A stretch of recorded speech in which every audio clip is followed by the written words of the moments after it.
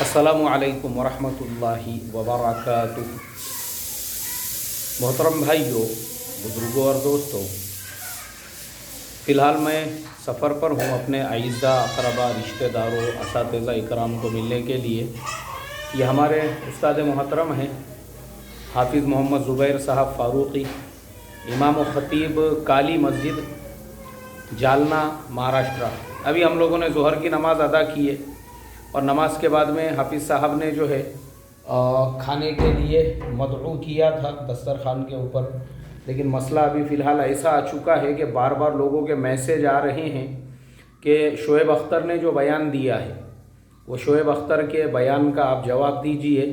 تو میں تھوڑا سا کھانے کو ہم نے ابھی موقوف کی ہے کہ جب تک کھانا آ جاتا تب تک یہ بات مکمل کر لیتے۔ مسئلہ اصل میں ایسا ہے، میں نے بھی شعیب اختر کا بیان سنا ہوں، دانش کانیریا کا بھی بیان، دونوں کے بیانات میں نے سنا ہوں۔ اب دیکھو، شعیب اختر نے جو بیان دیا اس کے پیچھے اس کا اپنا ذاتی مفاد ہے۔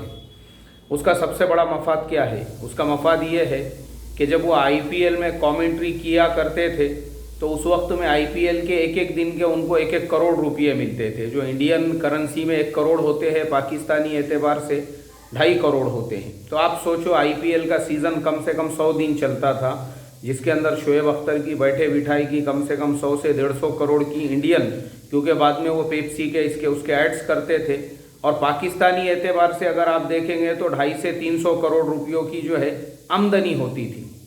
اب پرابلم کیا ہو گیا؟ جب سے یہ پاکستان انڈیا کے مسائل پیدا ہوئے، جو انڈیا میں پاکستانی ایکٹرز پہ، کرکٹرز پہ بین لگایا گیا، تو شعیب اختر کے جیسے لوگوں کی بھی دکانیں بند ہو گئی۔ اب وہ ہونے کی وجہ سے ہر سال کا کروڑوں کا اس کا نقصان ہو رہا ہے۔ تو اس نے دیکھا کہ بھائی عدنان سامی جو ہے اس نے انڈیا کی ہاں میں ہاں ملا کر اور انڈیا کی جو اس کو سٹیزن شپ مل گئی ہے، تو اس نے اپنے لائف کو سیٹ کر لیا۔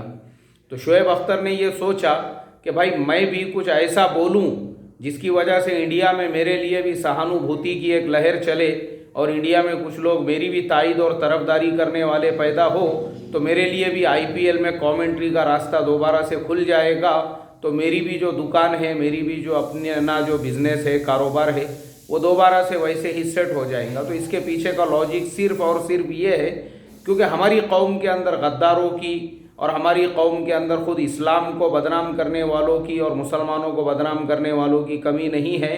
لوگوں نے اپنے ذاتی اغراض کے لیے، مفادات کے لیے، آج ہی نہیں کئی ہماری صدیوں میں دیکھیں گے آپ کو میر جعفر، میر صادق جیسے لوگ ہزاروں ملیں گے جنہوں نے اسلام کا سودا کیا، اسلام کو بیچا۔ ایسا سمجھو شعیب اختر بھی انہی لوگوں میں سے ایک ہے۔ اللہ تبارک و تعالی مسلمانوں کے اندر حقیقی ایمان کی جو حلاوت ہے اور روشنی ہے وہ ہمارے دلوں میں پیدا فرمائے، اور وہی جذبہ ہمارے اندر بھی ایمانی پیدا فرمائے جو حضرت بلال حبشی رضی اللہ تعالیٰ عنہ کا تھا۔ جیسے کہ علامہ اقبال رحمۃ اللہ علیہ نے فرمایا کہ منہ کے بل گر کے هو اللہ احد کہتے تھے۔ اللہ مجھے آپ کو عمل کی توفیق عطا فرمائے۔ السلام علیکم ورحمۃ اللہ وبرکاتہ۔